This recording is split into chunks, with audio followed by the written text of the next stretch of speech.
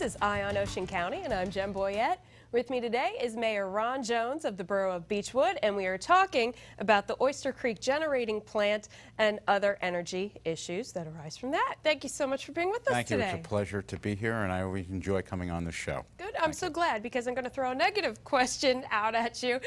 First, it's tritium. I know we're having issues with leakage at the Oyster Creek plant, and recently legislation or a court ordered 8 more wells to be dug deeper, I guess.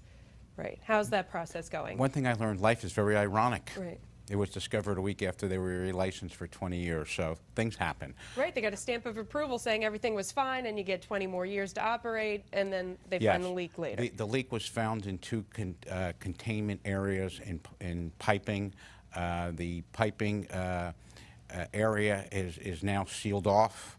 I was at the federal hearing on it several weeks ago.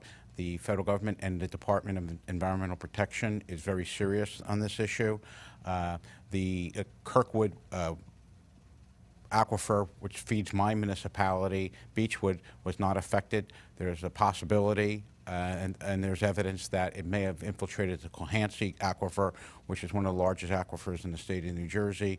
Of course, Exelon Corporation and the state says that there's no hazard to the public, but it still concerns me, and until there's conclusive evidence that it's not a negative effect to the public, it should continue to be monitored and steps should be taken to correct it. Well, explain what tritium is and what it would do to you if consumed through your drinking water. The simplest thing to say, it's a carcinogenic. Causes cancer. So that's probably the simplest way to explain what it is. And it's a runoff from the plant. That's correct. Okay. So since they say there's no danger to it, I guess it's a long-term problem that it does eventually kind of time itself out, so the strength of the tritium dissipates over time or something? From what I understand,